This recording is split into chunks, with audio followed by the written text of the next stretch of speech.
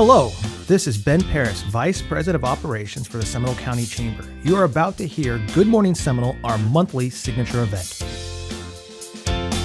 Dr. Snaith is the director of the Institute for Economic Competitiveness at the University of Central Florida.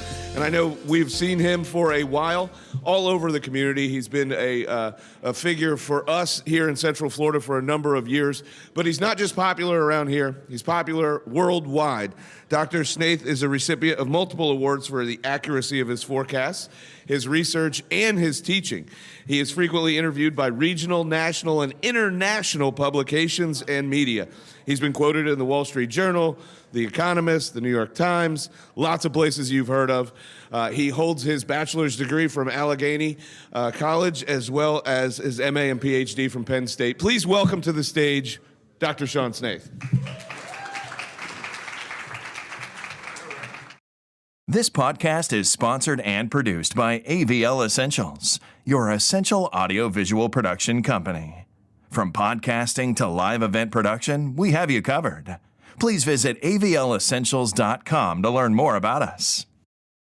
Good morning. It's been a while. I forgot that the Seminole, they're morning drinkers at this chamber, so it's a different energy than I'm used to this time of day, but happy to be here. I'll address the elephant in the room, my hair. Maritza doesn't approve. She said she's going to start a petition to try to get me to cut it, but Delilah, I've seen this story before. I'm not falling for it. My barber shut down for 5 months during COVID, and then, what am I going to do, right? And then I guess you could say it sort of started to grow on me. No, but pandemics are boring, right? And so I was just turning myself into a human chia pet, I'm just like, oh, look, it's long. And so anyway, but it's me. It's been quite a couple of years, I used to talk about the 2008, 2009 economic cycle as being the recession of a lifetime. But I guess I lived too long. Because the records that were set in that recession in terms of the severity and the depth of it were shattered by the 2020 recession.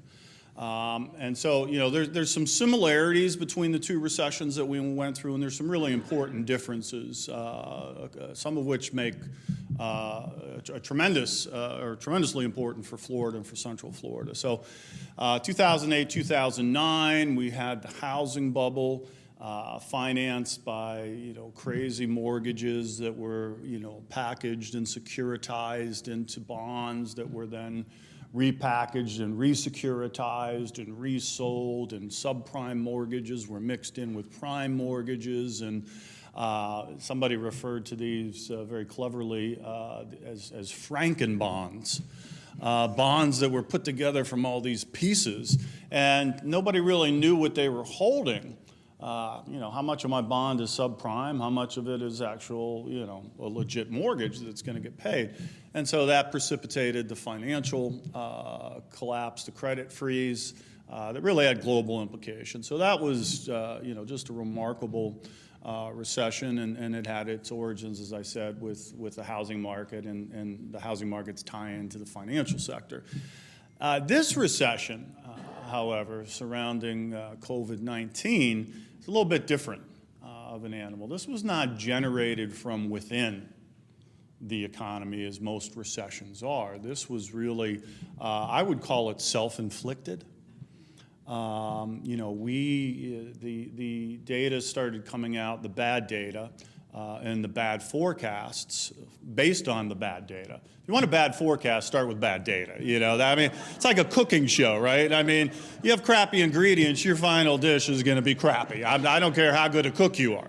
And that's what we got. We got predictions coming out of the UK. And if you saw, they always talk about economic forecasting or forecasting in general. Two things you never want to see being made.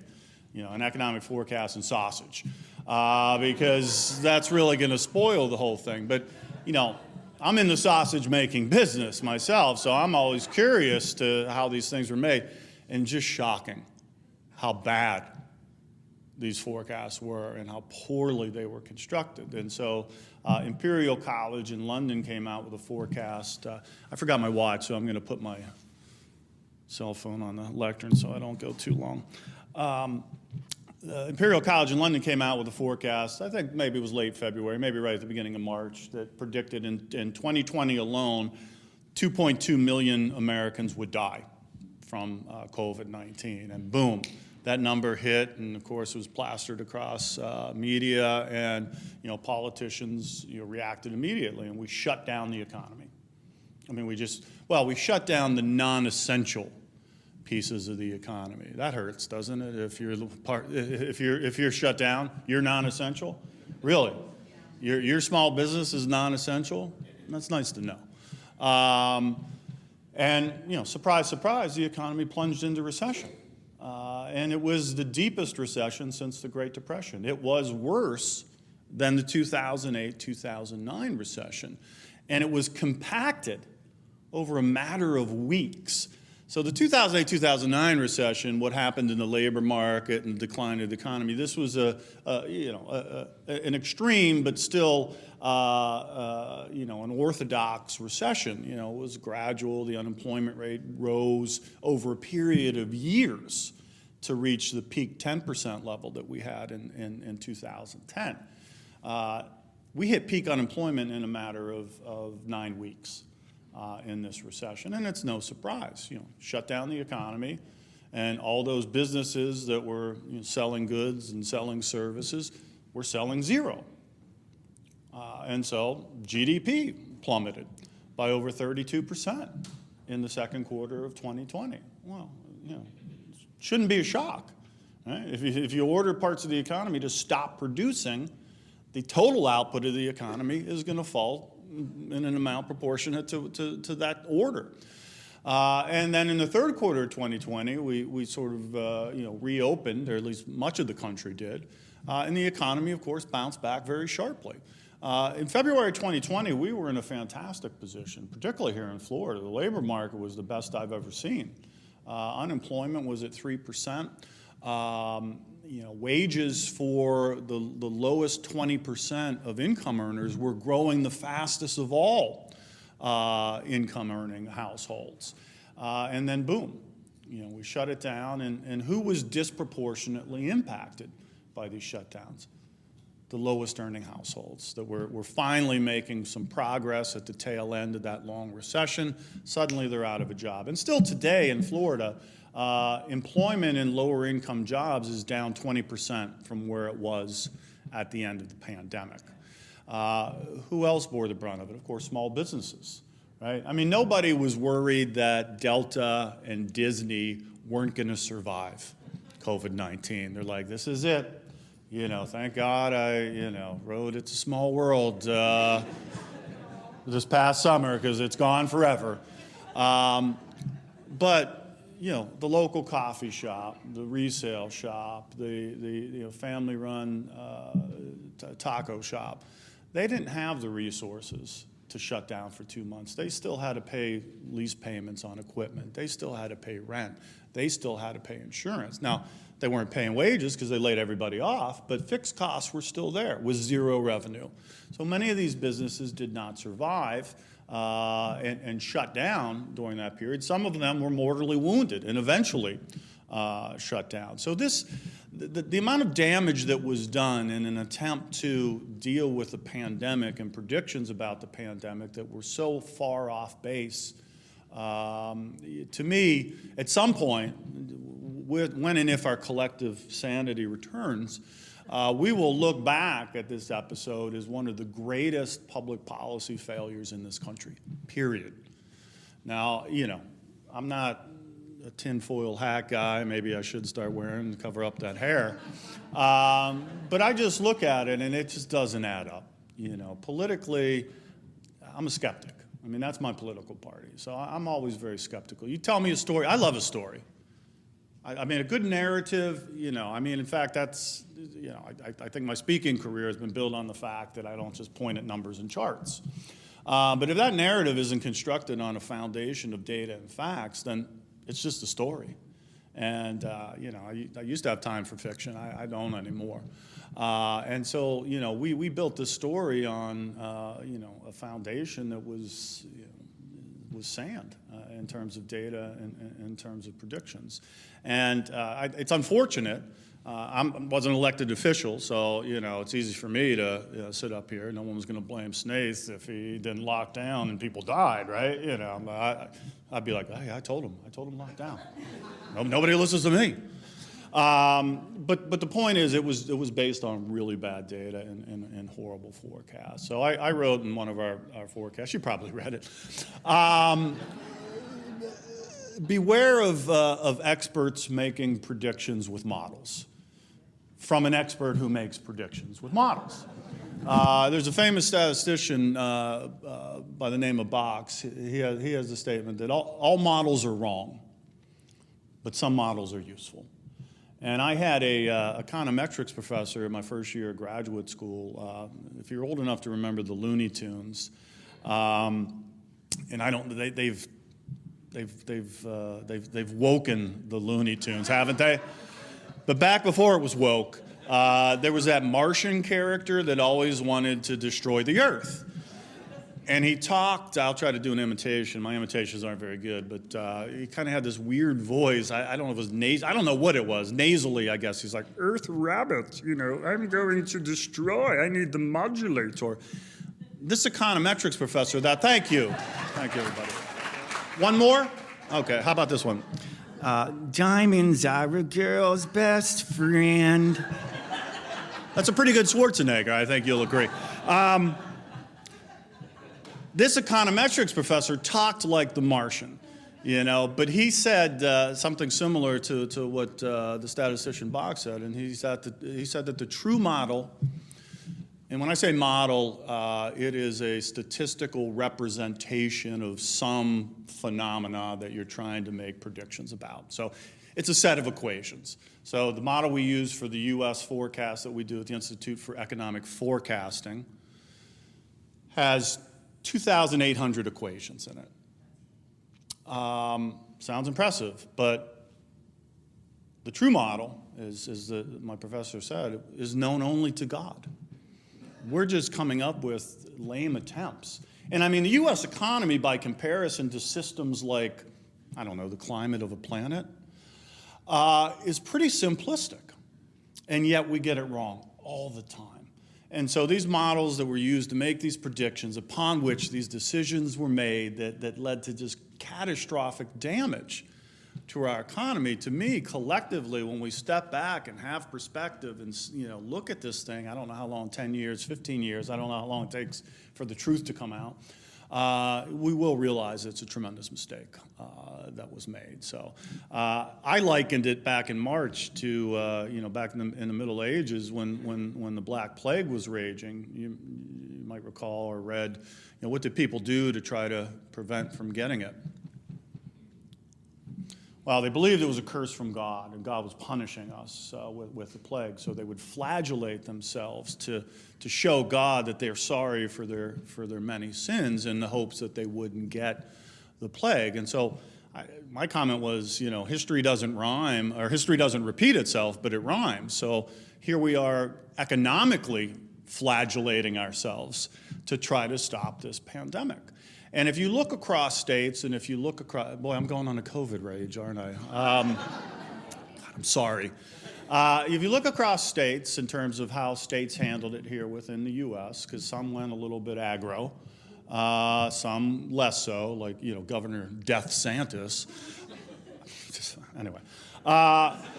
Or you compare Sweden to Germany, for example. Take a look at the deaths and the cases in those two countries, which have very dramatic approaches, dramatically different approaches. I mean, when you're young, you kind of hide under the covers so the boogeyman don't get you. And we did that, but COVID didn't go away. Virus is going to virus.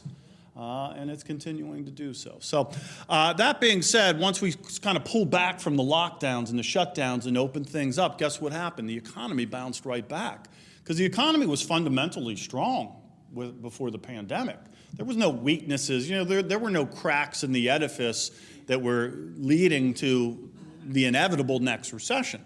So once we opened things up, boom, things took off. 33, 34% growth in the third quarter of 2020.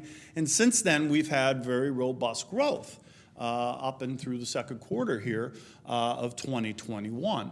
I think that the recovery will continue. I have become a little less enthusiastic about the strength of that recovery over the past 3 or 4 months. I think consumer confidence is starting to wane. So, we've dampened our forecasts a bit. I think that consumers are spending and have really fueled this economic recovery. And it's because of a phenomenon, and I guess I should trademark this and maybe try to monetize it somehow, but it's because of what I call pent-up demand squared. Now, pent-up demand is a long-time term used by economists that, when we go into a recession, people pull back on spending. I mean, you may still have your job, your income may still be the same during the recession as it was pre-recession, but you get nervous, right? There's layoffs, my commission's going to go down, what's going on, budget cuts, in Tallahassee, who's the low person on the totem pole in the College of Business, you get nervous. Not me, but anyway. And so you don't spend, you don't get the new car, you don't take the trip, you don't renovate the bathroom, you wait and see. And so that spending that you could have been doing all along because you had the income to do it, you hold back on. Then the recession comes to an end. They're not announcing layoffs. The news is getting better. And so you're like, okay, I'm going to get that car, or I'm going to take that trip. That's pent-up demand, right? And so when a recession ends, pent-up demand gets released. So there was significant pent-up demand in this recession, and the amount of pent-up demand is really proportionate to how severe the recession is. Because the worse the recession is, the more scared we get, and the less willing we are to spend, and the less willing businesses are to spend, on expansions or any, other types of projects. And so, severe recession, a lot of pent-up demand, things open up again, that pent-up demand starts to get released. I called it pent-up demand square because not only did we have that traditional pent-up demand, we were literally, I hate that word. Kids use that all the time now. Literally and actually. It's like a swear word now for youth today. It's like, I feel like I want to slap kids in the face when they say that, the way my mother did if I said a cuss, right? Literally, we were pent up in our homes, with people formerly known as our loved ones. And when we were ready, when we were able again to get out, we did. And we want to go back to doing the things. I want to go see UCF play tonight. I want to go to a concert. I don't want to, in the purest sense, wait in line to get on a ride at a theme park. I want to be normal again. So those two versions of pent-up demand were really unleashed and continue to be. So consumers are carrying us through this recovery in a big way. I think that gets us certainly through the end of 2021. Beyond that, there's a lot of uncertainty, an increasing amount of uncertainty. We have spent trillions of dollars over the past, we've been doing this for a long time, but 12, 14 years. We have been running budget deficits that have pushed our national debt to over $28.5 trillion, which is about 130% of our GDP. So they're not perfectly analogous, but your debt-to-income ratio, if you go to the bank, that's one of the numbers they're going to look at before they decide to give you a loan. Because listen, you're going to die. We're all going to die. Sorry, I don't want to be the bummer, but we're all going to die. And when you're dead, for the most part, you can't make any more money. Now, apparently, Bob Ross is still making money. Did you see that? He's dead. He's making a lot of money, but most of us know. And so the bank's going to say, well, you're only going to make this much money. This is your income. No, I'm not going to give you the $5 million mortgage, Snaith. get back to where you belong. And so debt to GDP is similar to that for a country. And so we're at about 31% debt to GDP ratio, again, a record. The previous record was as we were exiting World War II, when the debt to GDP ratio was 107%. We have not been fighting World War II in terms of its scale. And so that's a concern. Eventually this has to be paid, not by the people that are in office right now, so it's easy to keep running it up, but eventually it will. And so, the possibilities of higher interest rates, and, we are not immune to a debt crisis. Hemingway in The Sun Also Rises, there was an exchange between two characters in that book. I went to a liberal arts undergrad school, so I'd like to draw on that. Try to get my money's worth. Yeah. They were talking in a bar, a strange setting for a Hemingway novel, but one of the characters had gone bankrupt, and the other character was asking him, hey, Bill, how did you go bankrupt? And Bill responded, well, two ways: gradually, then suddenly. This is what we're in, the gradual phase right now. I'm not saying that a debt crisis is inevitable, but the path we're on right now fiscally does lead us to Athens, if you remember the 2010 Greek debt crisis. That being said, I think here in Central Florida and Florida in general, the recovery continues to be strong. I think tourism, there was some really good numbers Tracy pointed out, came out for July at the Orlando International Airport. And for leisure travel, we're pretty much back to where we were pre-pandemic. And a lot faster than anyone would have predicted. I know I had some conversations with Phil Brown, CEO of the Orlando International Airport, and they were thinking 10 years for tourism. And I said, nah, come on. I said, you're just getting old and kind of crotchety, Phil. I mean, 10 years. But even I wouldn't have said in a year and 4 months, we're going to bounce back the way we have. But we have. International travel, still depressed. I mean, you're dealing with a hodgepodge of regulations and tests and boosters and I don't know what else, Pfizer enemas you have to have. I don't know. And so that piece is still weak. The business travel, I think, is an issue as well. That's lagging behind. I think it will come. I think there's a certain amount, and by a certain amount I mean a lot, and maybe I'm biased here, and it's my own opinion sinking into this, of Zoom fatigue. I mean, it's not the same.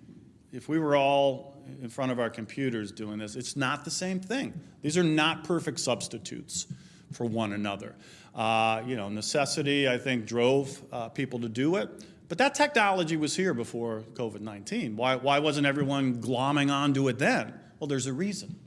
It's the same thing with distance learning and sitting on a computer. I mean, I don't know if any of you are sending your kids to private colleges anywhere in the state or around the country, but when they were sitting at home in front of the laptop and you're writing out that $65,000 a year check, how'd you feel about that? Was that the same experience that they would have gotten on campus? The answer is no. So those things are lagging a bit. I think they will come back. And the economy, as I said, pre-pandemic was very strong here in Central Florida. We did not have at the heart of this recession the housing collapse that we did in 08 and 09. And that was an albatross around our state and our region's economy for a long time and weighed down on the recovery. We have problems in the housing market. Same problems we had pre-pandemic, which is a lack of supply that is driving prices up. Inventories are at absurdly low levels. I'm sure, I'm not telling realtors in the audience anything they don't already know, but that has been driving up prices at a very rapid rate for several years now. This is not just a recent phenomenon. And so that's the main problem I think that we face right now. There's some labor market issues, that are going on. I think, government policies weighed in on that. I think, the pandemic and, all the fear that was drummed up surrounding it affected people's labor market decisions to some extent. But beyond these couple of issues, I think the recovery continues to be strong. I mean, the drivers that have been driving our state and our region pre-pandemic are still in place. Right? I'm always very skeptical about permanent effects from temporary phenomena. Right? This notion that COVID-19 changes everything. I ain't buying it. I ain't buying it.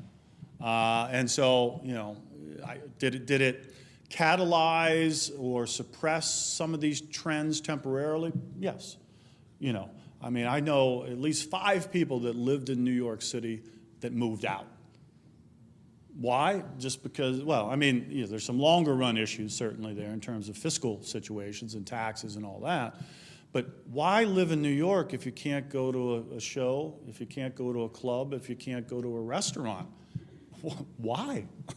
Why would you? And so, these folks moved out. Many of them moved south. Not all of them made it as far south as Florida, but so it catalyzed that. But we still have migrants coming from New York and New Jersey as we did pre-pandemic. And we have the baby boom generation continuing to age. You look great, by the way. That's another thing. I actually and literally, I want to add one more slap word, and that's boomer. And I'm Gen X, so that makes me extra mad. So when my kids are like, okay, boomer, they need a slap.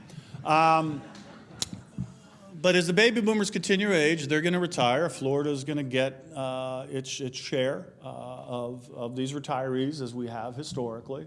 And population growth drives economic growth. I mean, they're two sides of the same coin. Again, these trends unaffected by COVID-19, I think we'll continue to see that grow. I think our biggest problems right now are the housing market and getting people back into the labor force. The labor force has not recovered to the levels we were pre-pandemic. Certainly, the money that the federal government was pouring in affects people's decision. I mean, let's get real. I've had many friends over the years, get fired or something like, oh, how come you're not looking for a job? I will when unemployment runs out. I got enough to buy my wacky tobacco and pay my rent. Why work? I'm like, okay, dude. But then some people, there's child care issues. Some people have health issues. And so, we've not recovered in the labor force in terms of participation. And so that still is a lingering thing. So housing and the labor force. But beyond that, I think we're on a pretty good path here for continued recovery. And I'll stop now and take a few questions if I have time. I have one about more like the world economy. You hear a lot about other countries that are investing a lot in American business. And that's a good thing, but it also has some challenges. And, the United States has been successful for a long time and kind of seen as maybe some of the other countries, the underdog, that are kind of, biting at our heels. Any insights or tips, on what the United States can do to stay very strong in a little bit more volatile world economy? Yeah, well, I think you sort of hit the nail on the head. In a world of uncertainty and volatility, where does money flow? If you're worth $500 million or $1 billion and you're in Mumbai or you're in Shanghai and there's plague, there's war, there's economic uncertainty, where does the money go? Your state-run bank? No, it goes into U.S. Treasuries.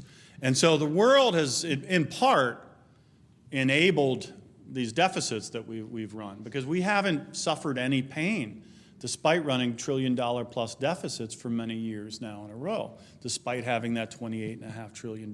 If you look at interest rates on U.S. government bonds, they're still at historic lows. That means people are still willing to buy them. Even if they're not getting any return on their money, they know that their money is going to be there.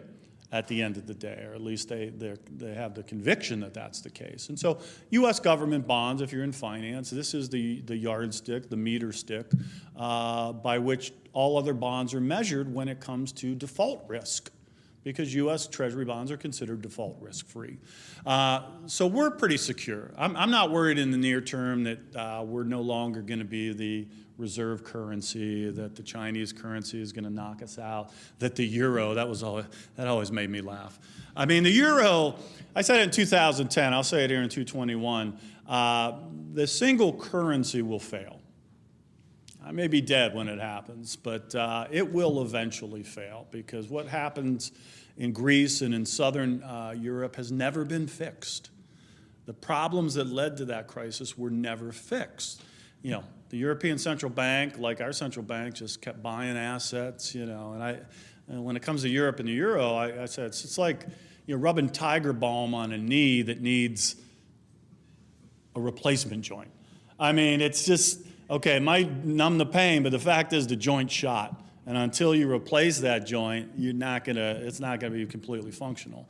So I'm not really that scared of these other countries nipping at our heel. In fact, you know, it's a vote of confidence when this money comes in. So, you know, global markets are far more interconnected than they ever have been in history. So certainly we're more tied in, and the rest of the world is more tied into us. On the financial side, it's instantaneous, right?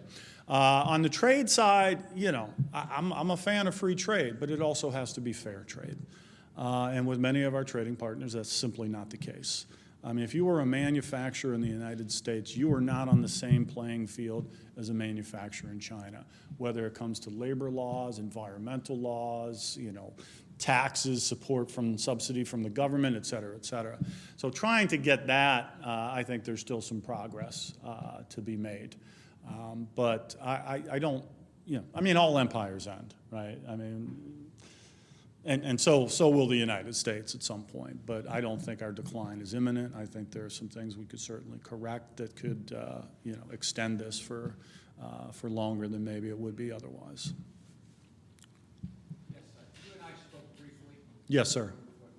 Go Knights. Go Knights. I was wondering if you could give our audience your UCF Knights football prediction for this season. For the season or for tonight? Okay, yeah, sure. Well, you know, back in the day, I used to actually get invited to the president's suite to watch games. Yeah. Now I'm down with the hoi polloi, but I think they're going to win tonight. I think it'll be a tough game. It'll be a tight game. I think that'll set the tone for the season. Again, man, college athletics is about money. I mean, let's not, and the you know, image and licensing stuff that's happening, you're seeing it. Right? I mean, this is just the admission of it. I'm wondering, does that creep down to middle school? It will. I mean, people are going to latch on to kids in middle school and high school now. But anyway, markets are going to market. So I think UCF has a good season. I think we need to get into a Power 5 conference. That's one thing that really has to happen for our athletic programs to take that next step. And the other thing, we need more rich alumni to die. So however we can make that happen, let's make it happen. I have two questions. Can we fully recover economically without fully recovering the labor market, or the labor shortage? Well, markets are wonderful and self-healing mechanisms. And you're already, you know, once the government starts to pull back out and stops distorting things, businesses will adjust. They're already making adjustments within the distortions, right? You know, offering bonuses, you know, you stay here for 3 months, 6 months, you get a few $1,000 bonus. There's been some bad ideas, like we'll pay you $60 just to come in for an interview. I'm like, all right, man, you know, I can't donate any more plasma, so I'm just going to go interview. But markets will adjust, so I'm not that concerned about it. And is there any forecasts on when the mortgages that everybody deferred for 6 to 8 months? Well, you know, it depends how it's restructured, right? If it's a deferred mortgage and you're just tacking it on to the end of the life of it, then you know, in terms of income flows, it's really not disruptive. In terms of eviction moratoriums. And again,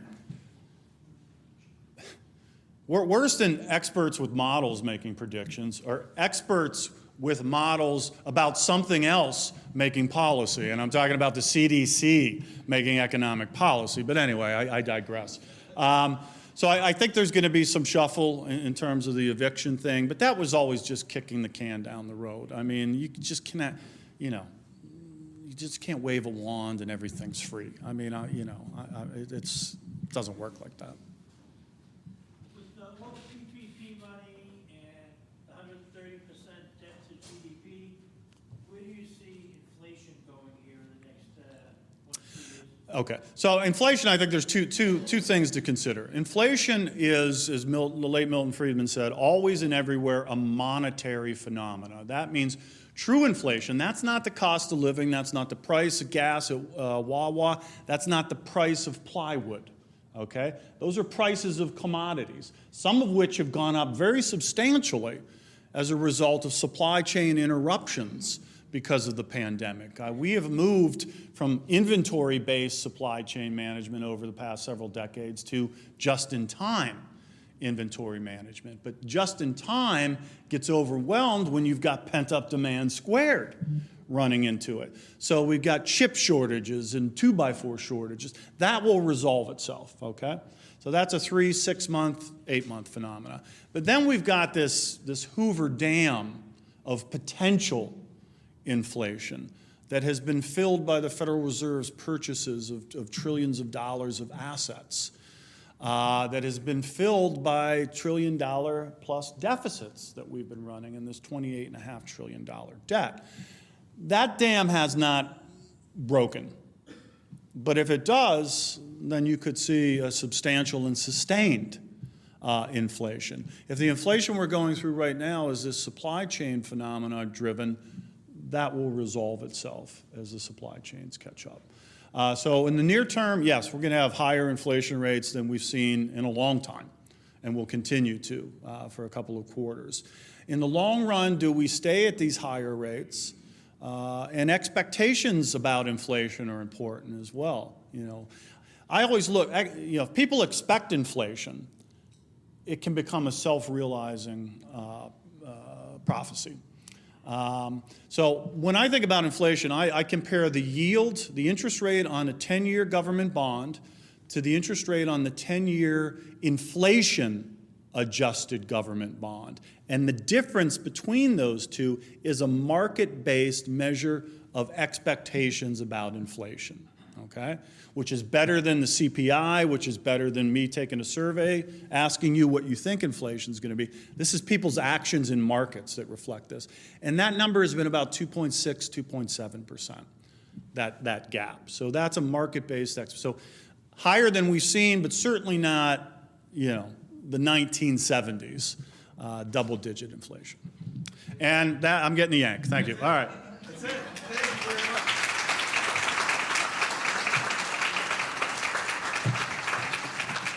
That's just awesome. Thank you to Dr. Snaith. It takes a special kind of individual and talent to have stand up here for 45 minutes and pull it off. I think everybody would have listened for another hour if we'd had the time. This is the first time since the last time Dr. Snaith was here that we haven't had a panel or slides or something else to keep you all entertained. Nobody was out here throwing candy or prizes. So thank you all very much. This was wonderful. If you're not a member yet, please see Dina, who's up here waving, to sign up before you leave the building. She'll credit your ticket price towards your membership. We have a door prize winner. What's the door prize? It's $20 to walk on water. $20 to walk on water. Kathleen Glenn, one stop. Congratulations. We have some exciting events coming up next week, including a ribbon-cutting ceremony at Island Fin Poke Longwood on Tuesday, Chamber U Topgolf Wednesday morning, as was mentioned, and business after hours at Spenga Altamont Springs on Thursday. Riverside Dash is on this year, 5K and 15K. That'll be next Sunday, September 12th. Our third and final professional women's luncheon featuring our Lieutenant Governor, Jeanette Nunez, will be Thursday, September 30th. This event is going to sell out, so register today. And don't forget to register for your favorite favorite council events. Thank you to Topgolf, Next Horizon, J. Wayne Miller Company, the Orlando Law Group, Allen Byrd & Associates, AdventHealth, Staples, and Waste Pro for sponsoring this event. Thank you to GS Cats Photos for always providing us with amazing photography. And thank you, AVL Essentials, for recording and editing our monthly GMS podcast. Make sure to follow, subscribe, and tune into these events everywhere podcasts are sold. They're not sold, you get them for free. Thank you to Lake Mary Event Center for hosting today, and have a great Seminole County day. Thank you. Thanks for listening. To learn more about the Seminole County Chamber, please visit seminolebusiness.org or check us out on all social media at the Seminole Chamber.